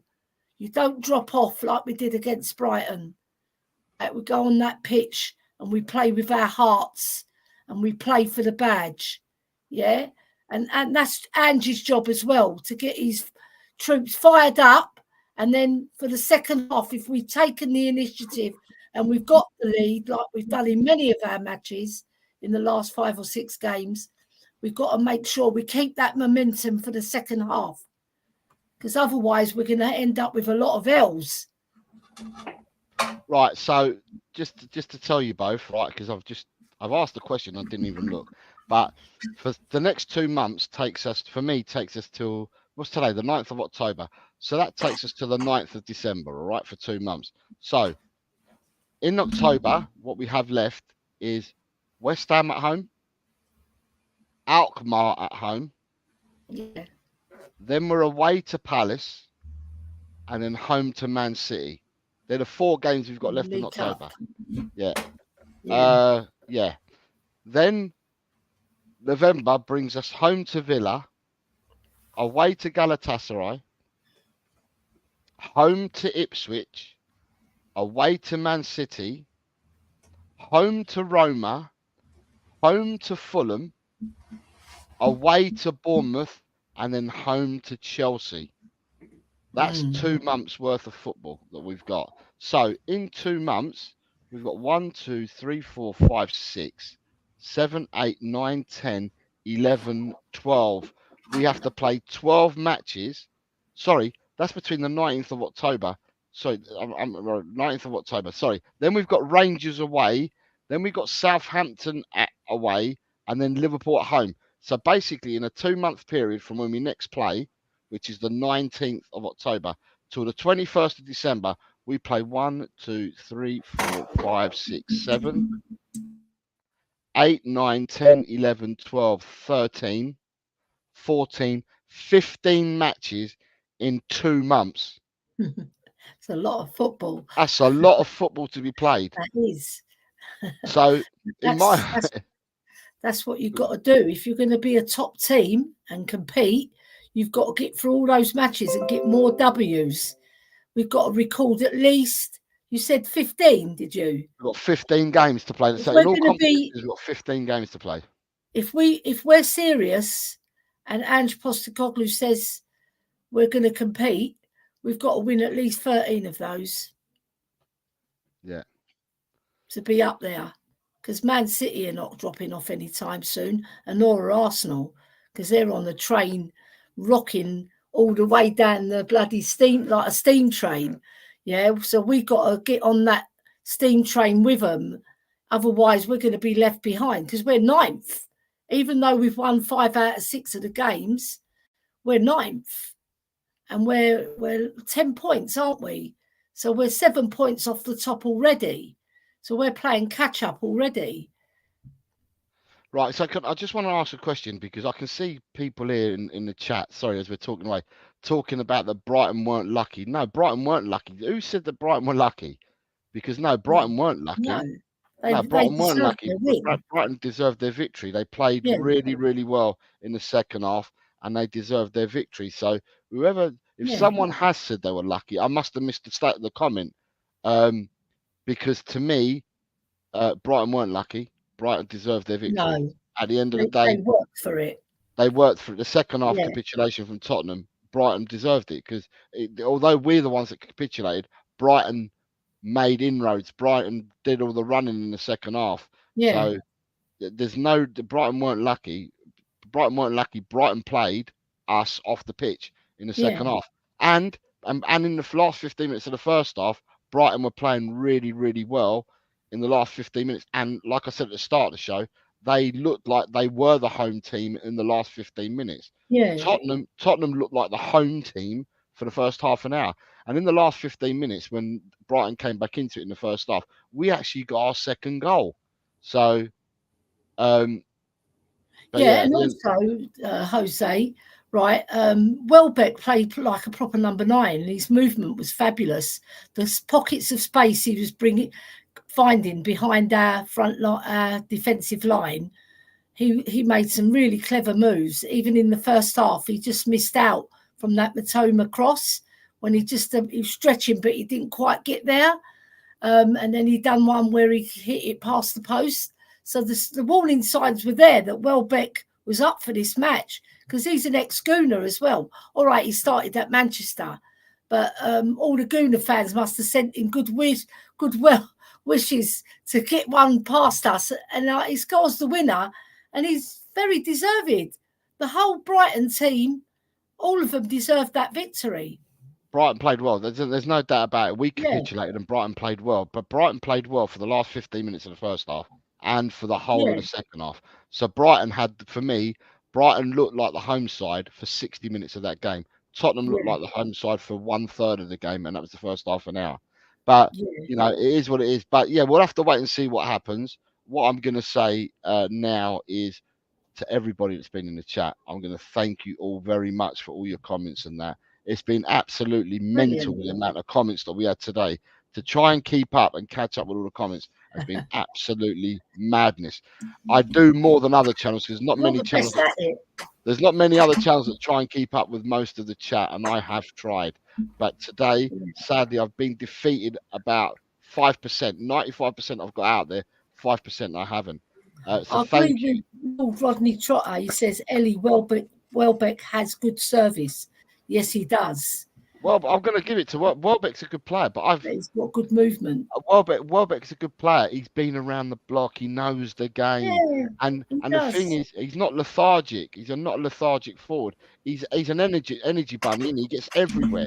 You know what I mean? And he's the archetypal player that takes it for the team. He takes one for the team all the time that he plays. So yeah, and I think that Brighton look better when they've got Welbeck up front, rather than when they've got what's his name, João Pedro or the boy Ferguson. When they play at the point at the spearhead of the attack, I don't think Brighton looks effective. I think Brighton look more effective when they play with João Pedro just behind the forward.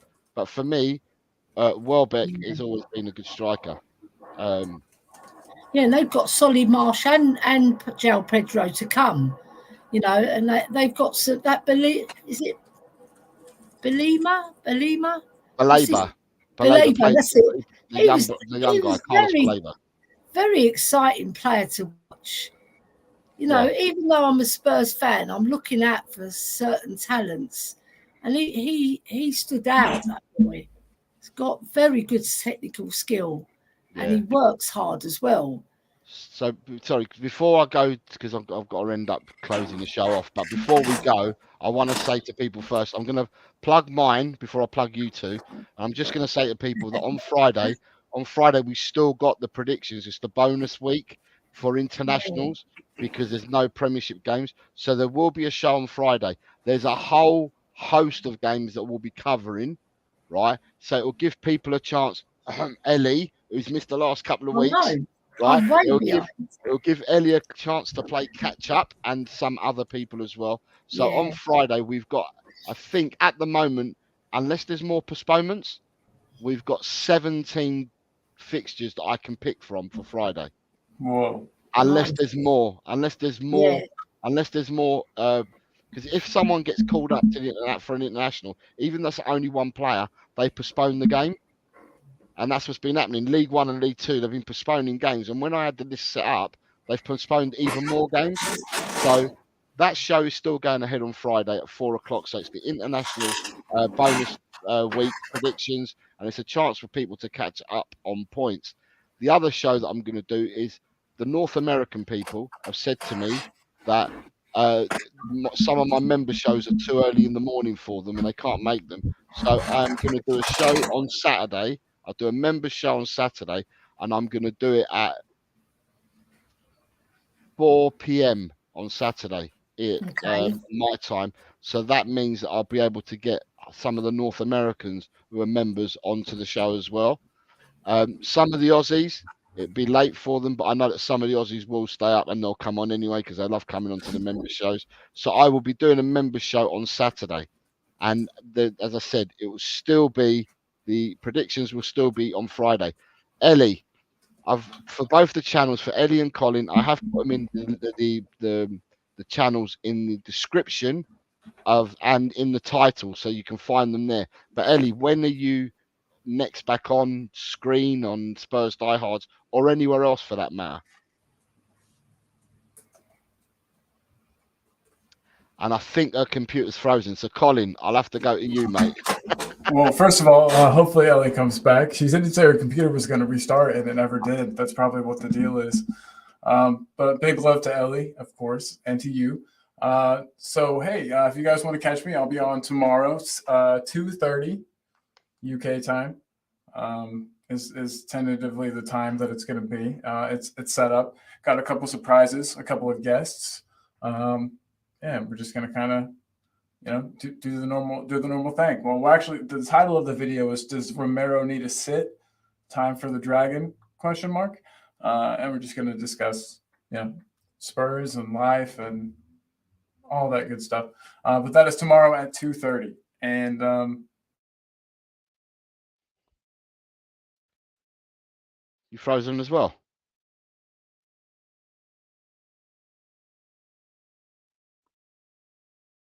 God, it looks like everyone's frozen on me. Okay, right. Sorry about that. Colin has frozen, or is it me? Because I can still see myself talking.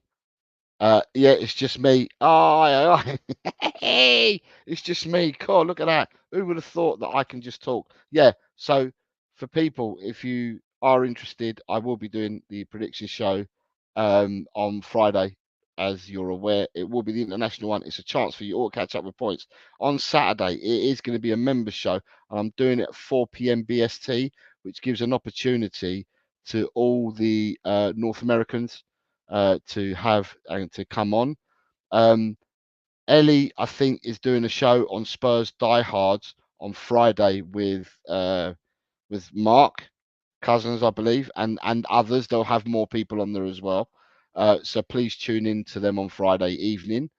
You've also got two sides of a pitch, so it'll be Colin and or Jamie doing a show tomorrow at 2:30 in the afternoon BST or 14:30 BST, and then you also have Ellie and Ash, and Ellie and Ash will be doing a show on Tel Cockerel on Sunday at 9 o'clock in the morning BST. So yeah, guys, just stay tuned in. I thank you all very much for coming on today and for all your comments. It's been absolutely immense to see the comments. As a favor, I always ask is for people if they can hit the like button on the way in or during the show or on your way out. I need to thank Graham for his member chat, Shemtam for his member chat, Leo for his member chat, for flexing their member chats, and to Peter Kagayas for gifting out 5 Tel Cockerel memberships. It's really, really kind of you, Peter, and really kind of the people that flex their member chats as well. When's the prediction show? Is what I'm being asked. The prediction show's on Friday, mate. It's on Friday. So yeah, so we're doing the predictions on Friday. And it will be international. So it's a chance for people to pick up bonus points because there's no Premiership games. So at the moment, I've got 17 games to do, Lee, because the games that I originally selected, a lot of them have been postponed because they've called players up for the international games. So therefore, I've had to look. So I've now got 17 that I've set aside.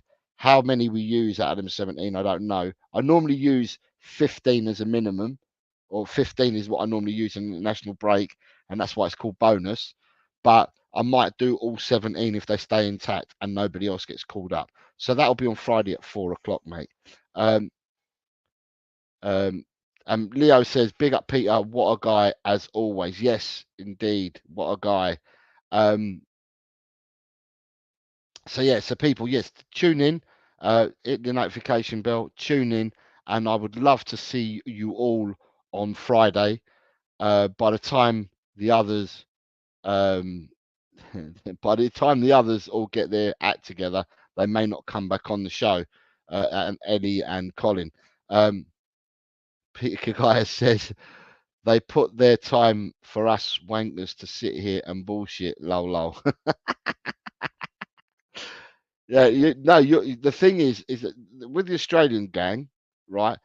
It doesn't matter what time the member shows are for the Australian gang. You always attend. You're always here for the shows. But like I said, and I'll be honest, there was comments made by some of the North Americans saying, "Why are you doing them at 10 o'clock in the morning? Because at 10 o'clock in the morning it's too early for us, and we can't get on." So I thought, it's right. At the end of the day, members should be allowed to have a voice and opinion and have their say and come on. So I've done it changed the timing for this one to 4 o'clock, so to get an opportunity for people to come on and have their say. The other thing I will say is normally member shows are done once every month on channels. You know, they don't often do them on a weekly or bi-weekly basis, and I tend to get them out on a weekly, worst case scenario every 2 weeks, but mostly it's weekly that I've been doing them. So at the end of the day, everybody does get that opportunity. But I want to thank each and every one of you. As I said, look, do me a favor and hit smash the like button on the way out as you're leaving or whatever. It makes a hell of a lot of difference. And you know, if you're watching this on playback or anything like that, then please leave comments at the end of the stream, because that also helps. And I read all the comments that I left at the end of the stream, and I do respond back. Daikara is saying, we Aussies are used to sitting up to 3 or 4 a.m. for all sorts of sports. It's the price we pay for living in paradise. Peter Kagaias is saying, Jose, you don't want me to go live. Trust me. I do, Peter, because you're the person that I keep chasing to find out when you're going to be about, because you're one of the donators to the channel. And because you donate and you always get memberships out to people, I want to have you on, because, you know, not only do you spread your love and, you know, show your appreciation for the channel, but it would be good to get you on screen and you can have your say, like I do with Daikaru, Taigaro, David Shear, Roundtable, Alan Rakdos Madness. It's important to get people on and have them on the shows. So you're more than welcome to come on. So anyway, guys, I'm going to love you and leave you. And like I said, the other 2 channels, I've given you their times that they're going to be on, and support them both. And I've also given you where you can find their links if you haven't done so already. So please support all content creators. We all try hard. And what I'm going to say is, like Colin would say, be good to each other, treat each other nicely, be good to each other. And I'm going to say, come on, you mighty Spurs. And in the big Ange, I trust. Take care, everyone. See you later. Bye.